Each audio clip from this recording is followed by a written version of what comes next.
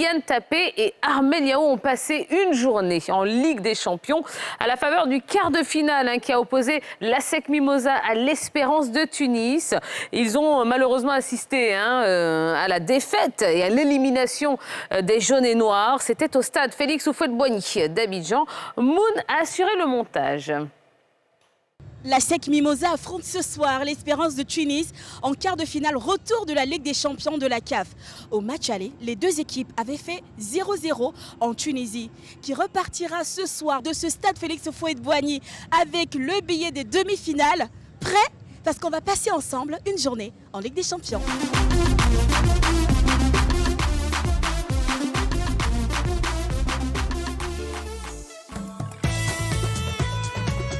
J'ai aussi mon match à disputer, alors je procède à une petite séance d'échauffement avant d'aller à la rencontre de quelques supporters. Qu'est-ce que la date du 7 février 1999 vous rappelle? 7 février, c'est l'avant-veille de mon anniversaire. De 17 ans. Le 7 février 1999, l'ASEC Mimosas a battu ici l'Espérance de Tunis et c'était dans ce même stade. Oui, peut-être, oui. Je me rappelle, mais on oublie les mauvais souvenirs. Est-ce que vous savez comment on appelle les supporters de l'ASEC Mimosas? Non. C'est quoi? Ah, tonton.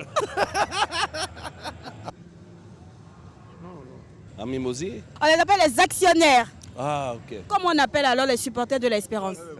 C'est la courbe sud. Comme nous, l'espérantistes, comme Kachrin, on dit en arabe. Ah, mais on m'a dit cours Bassou.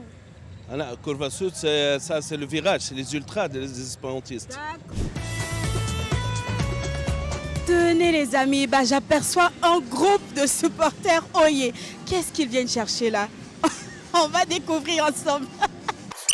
Ce soir, ça va l'Africain qui joue. Qu'est-ce qu'on fait là? Oh, mais c'est la Côte d'Ivoire qui joue. Hein. Moi, j'ai un ballon jaune-noir ici. Est-ce que vous pouvez toucher ça? Ça, vous ne pouvez pas toucher. Je me suis toujours demandé si les supporters qui critiquent les joueurs savent eux aussi taper dans le ballon. Et si on mettait quelques-uns à l'épreuve?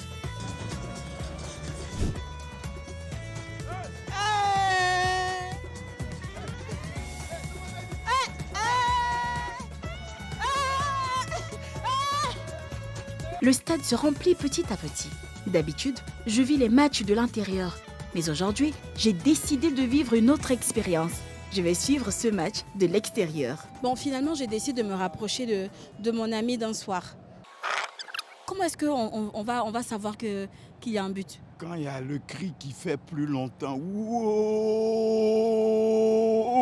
là on sait qu'il y a un but. Allô? Oui, bonsoir mon vieux. Comme oui, ça va bien. Alors, je suis à l'extérieur du Félicia, donc malheureusement, je ne peux pas suivre les tirs au but. Donc, je t'appelle pour que tu puisses me relater en fait tout ce qui se passe à l'intérieur. Christian Kwame, il s'éloigne, mais Christian, il va rater. Christian va rater. Christian a raté. C'est Christian, ma chère Eliane Tapé. Ouais. C'est chaud. C'est terminé. Ouais. Il faut pouvoir arrêter ça.